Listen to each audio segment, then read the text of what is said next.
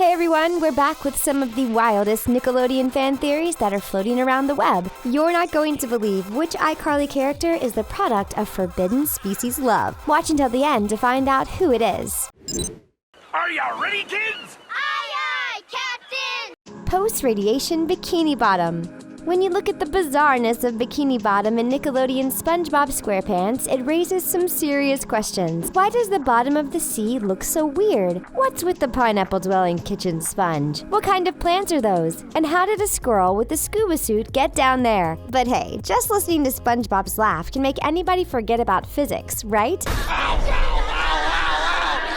There are countless memes floating around the internet questioning this wackadoo SpongeBob logic. Seriously, how can a whale be a daughter of a crab? And what is with all the underwater fires? Well, one theory may have the answer to all of these burning questions. See what we did there? This fan believes that Bikini Bottom is the site where dozens of nuclear devices have been detonated between the years 1946 and 1958. The real name of this location is Bikini Atoll. It's an atoll in the Marshall Islands. So, SpongeBob and his pals are really a bunch of post-radiation creatures living in a mutated place where underwater fires are a regular occurrence. When you consider this fan theory, everything makes total sense. As we all know from Spider-Man, radiation can turn seemingly impossible things into reality.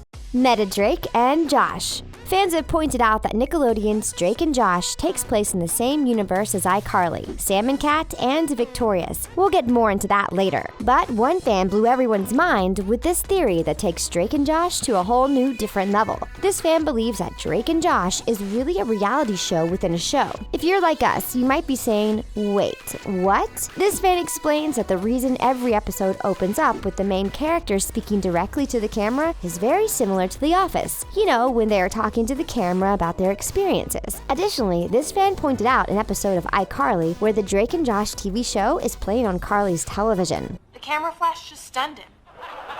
Also, the characters on Victorious call out the show by name as a TV show. It happened on a TV show. Drake and Josh. So, by that logic, Drake and Josh must be a TV show in that combined universe. So, Drake and Josh is actually a show within a show. Otherwise, who are they talking to with these monologues? It only makes sense if they know that they are on reality TV and are therefore talking to their audience. Any questions? The secret ingredient in KRABBY patties. When you're hungry for a burger in Bikini Bottom, the best place to go is the Krusty Krab. Is this the Krusty Krab? No! This is Patrick! All the fish love to dine at this fast food establishment with a sponge for a cook and a cranky calamari for a cashier. We all know that Plankton has been doing everything in his power to get his hands on the secret KRABBY patty recipe. But what could it be that makes these burgers taste so good? The answer may freak you out. Redditor Milklust pointed out a disturbing fact about crabs. The fact is that many crustaceans are cannibals. So Mr. Krabs is just doing what normal crabs do when he serves up his relatives on a bun with lettuce and tomatoes. According to Nick.com, that secret KRABBY patty formula is loaded with imitation crab meat. Now, some may argue that imitation crab meat is not the same as actual crab meat. We have one response to this argument. Would you eat anything that had the ingredient imitation human meat? We didn't think so. So not only is Mr. Krabs greedy, but he's also scary if you happen to be a fellow crustacean. This theory is making fans shudder every time they see a citizen of Bikini Bottom ordering a KRABBY patty. Nickelodeon remakes. There's an interesting theory on Reddit that the Nick shows from this decade are actually remakes of old Nick shows from previous generations. A Redditor who goes by the handle, The Northwesterner, points out some pretty undeniable similarities. For instance, in 2012, there was a show on Nickelodeon called Marvin Marvin. Hello, I'm Marvin, the human boy. While the show wasn't on the air for very long, it was long enough for this fan to draw this conclusion. Marvin Marvin could be a remake of the 90s Nick show, The Journey of Alan Strange. This fan points out that both shows are about an alien teenage boy who lives with a human family on Earth. Then there's also the show Nicky, Ricky, Dicky, and Don. This astute Nick theorist believes it's actually a remake of a show from the early 2000s, The Brothers Garcia. Both shows are about siblings, particularly three brothers and a sister. The final example is the Nick show 100 Things to Do Before High School. This show was also short-lived. However, it's very possible that it was a remake of the 2004 show Ned's Declassified simplified school survival guide. The Northwesterner compared the two shows, saying that both are about three friends and their middle school adventures. Coincidence or remake? You be the judge. Danny Phantom is Timmy Turner. This fan theory has been around for a while. It states that Danny Phantom is really Timmy Turner. The Fairly Oddparents and Danny Phantom may appear to be wildly different shows until you look deeper. Nearly every character in Danny Phantom bears a strong resemblance to the characters on The Fairly Oddparents. They just look like they've aged over time. Timmy and Danny have the same color eyes, the same hairdo, and the same eyebrows. And the parents look alarmingly familiar too. When you think about it, Sam could just be an older Trudy. Trixie is a younger version of Paulina, and Tucker's is a more mature AJ. Maybe Timmy's final wish before his 13th birthday was to be a ghost-hunting superhero. He was probably nervous about losing Cosmo and Wanda forever. With no one to protect him, it makes sense that he would want to be someone else. So Timmy gets a whole new life as Danny Phantom, and he gets to keep his connections with older, wiser versions of his friends and family. That's a pretty clever take on these two shows. SpongeBob is a war veteran. In the Nickelodeon fanverse, Spongebob Squarepants theories are plentiful. So here's another fascinating one from the theory playground that is Reddit. User Little Tony considers himself a loyal fan of the popular Nickelodeon show. This fan believes that the fry cook we all know and love is not the sponge he claims to be. To quote Little Tony, Mr. Squarepants is an ex-military soldier who is suffering from post-traumatic stress disorder, or PTSD for short. He was discharged because of his shell-shocked state, so he retreated to Bikini Bottom to try to have a normal life as a fry cook. According to Little Tony, there is a lot of evidence to back up this theory. First, SpongeBob always dresses the same every day. His square pants are like a soldier's uniform. He keeps it pressed and neat at all times. He has the exact same morning routine every single day, and he needs a super loud horn to wake him up since he is used to sleeping in war zones. This fan also believes that SpongeBob's military background is the reason he says things like, "Aye aye, Captain," and "Yes, sir!" This theory is pretty dark for a kid's cartoon, but it's definitely interesting. iCarly is connected to everything.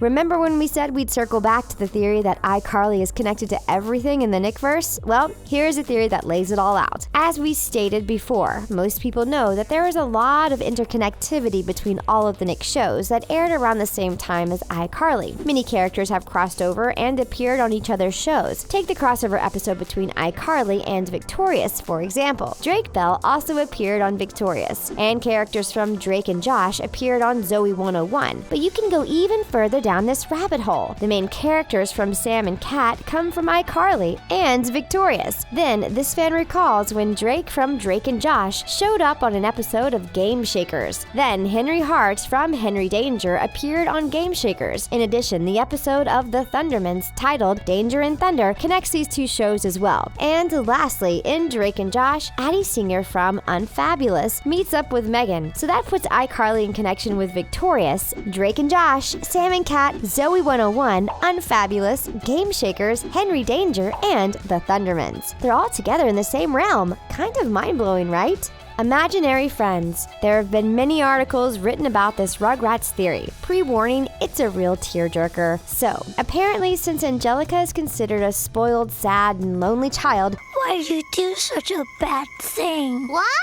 whose workaholic mother neglects her, she made up some imaginary friends. That's right, all the babies in Nickelodeon's Rugrats are made-up figments of Angelica's imagination. She needed someone to play with, so she used her creativity to deal with her loneliness. Now, there is some debate as to whether the babies ever actually existed. One theory is that they did exist at one time, but then fell victim to some pretty terrible tragedies. Another theory is that Angelica did what many only children do. She simply made up friends to play with, and she made them babies so that she could be in control and be the boss. Many kids make up fake brothers, sisters, friends, or even imaginary babies of their own. It's not uncommon at all, but this does kick us in the feels a little bit. Poor Angelica was just a lonely child with no one to play with. She provided companionship for herself, or rather, she created it out of thin air. Good for her. Every kid deserves a playmate. The Adventures of Pete and Pete. This Nickelodeon show was about two redheaded brothers with the same name, Pete and Pete. The adventures of Pete and Pete followed the siblings through many funny and wild moments in the town of Wellsville. While it was a children's TV series, it alluded to many adult themes. Their portrayal of typical everyday suburban life has been called abstract and even absurd at times. The show was loaded with obscure cultural references, such as Citizen Kane,